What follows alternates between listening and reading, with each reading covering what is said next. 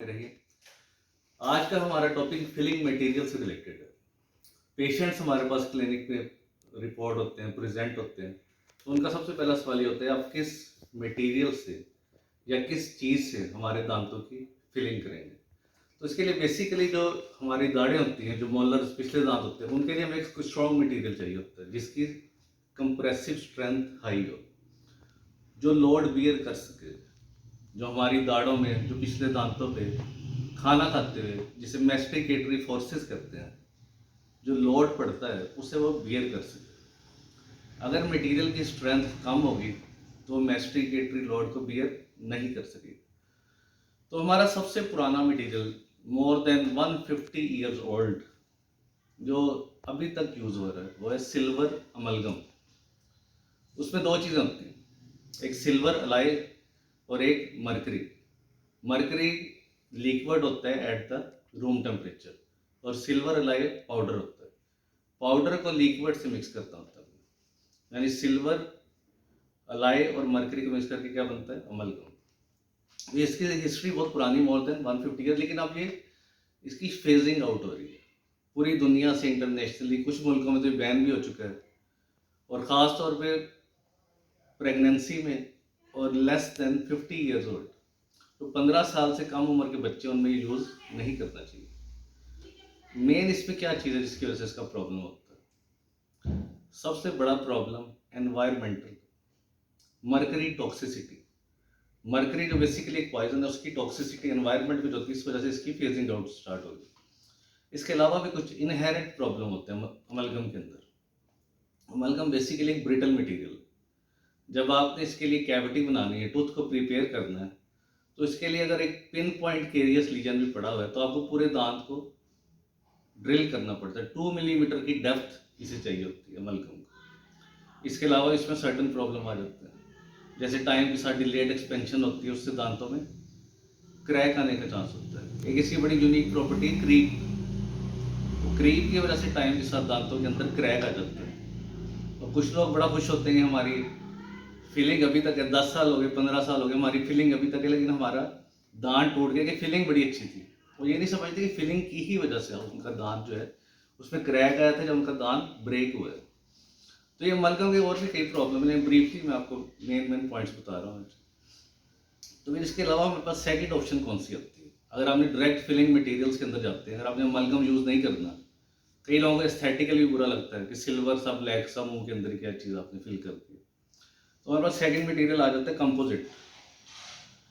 Composite resin, plastic type material होता है। Composite resin tube में अवेलेबल है।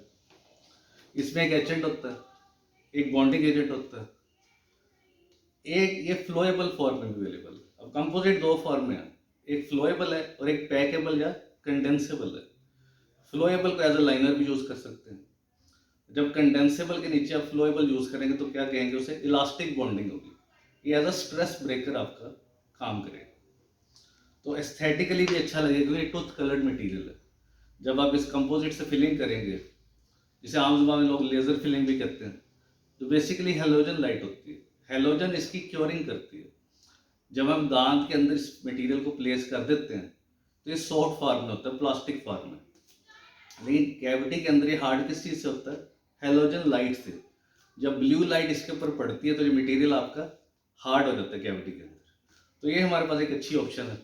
अगर हमने अमलगम यूज़ नहीं कर रहा, जो वैसे भी आजकल उसके यूजेज बहुत कम हो गई है, तो हमारे पास कौन सा सेकंड मटेरियल है, कंपोजिट। और इंटरनेशनली अब ये स्टिल इन यूज है कंपोजिट।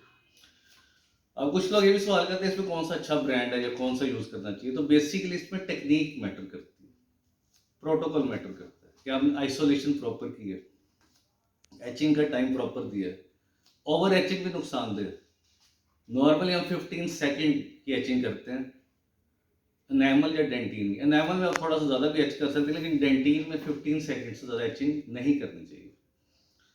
उससे जो आपके पोर्स बनेंगे उनकी डेप्थ ज़्यादा होगी और बाद में नैनो लीकेज का भी चांस हो सकता है। उसके बाद आपकी बॉन्डिंग एजेंट आ जाता है और उसके बाद आपका कंपोजिट मटेरियल आ जाता है। तो ये सारा आपकी टेक्निक है कि आपने किस स्टेप बाय स्टेप किस तरह इन चीज़ों को यूज़ करना है। इस मटेरियल की और खासियत आप सामने वाले फ्रंट टीथ में भी यूज़ कर सकते हैं। जितनी भी कैविटी की क्लासिफिकेशन होती है, जो सामने वाले दांतों में, बैक टीथ में होती है, पूरे मुंह में किसी भी जगह अगर आपकी कैविटी बनी है कीड़ा लगने से, उसका रिपेयर करने के लिए जो आइडियल मटेरियल अब तक है वो कंपोजिट रेजिन मटेरियल।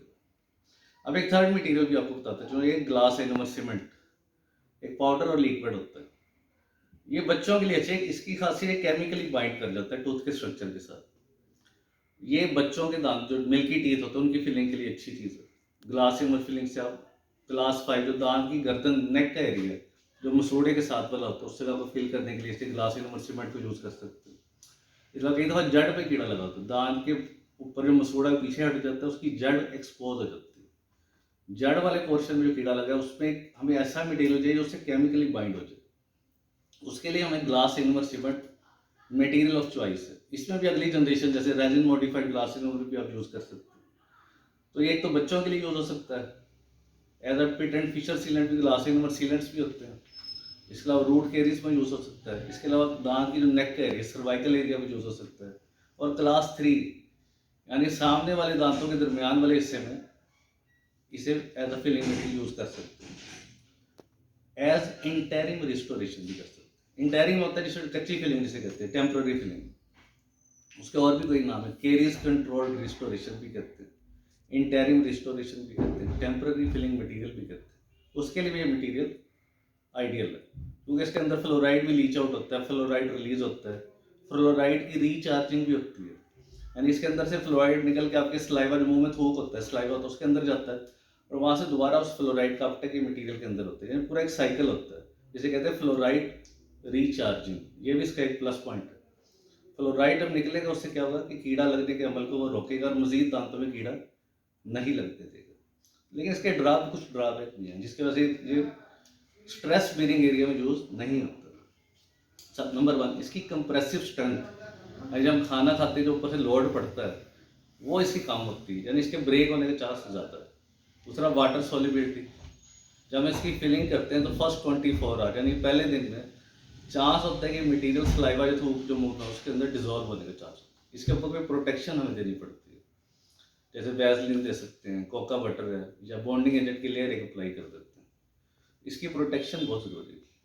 इसके अलावा इसकी मार्जिनल इंटेग्रिटी वीक होती है। आपने फिलिंग की तो कुछ देर बाद मार्जिन में गैप होना शुरू हो जाता है। जबकि इसकी निस्बत जो हमारा अमलगम जो था वो एक self ceiling material. Amalgam is self ceiling material. जो क्रोजन प्रोडक्ट बनती हैं फिलिंग टूथ इंटरफेस में, उसकी वजह से इसे कहते हैं सेल्फ सीलिंग मटेरियल। तो हमारे पास फिर आइडियल जो स्टिल इन यूज मटेरियल कौन सा इन तीनों में से है? ये वाला कंपोजिट रेजिन मटेरियल। चाहे आपके सामने वाले दांत हो, चाहे आपके बैक टीथ हों, उन सब के लिए एस्थेटिकली भी और स्ट्रेंथ वाइज भी मटेरियल चॉइस कौन सा है? Composite resin material. Thank you.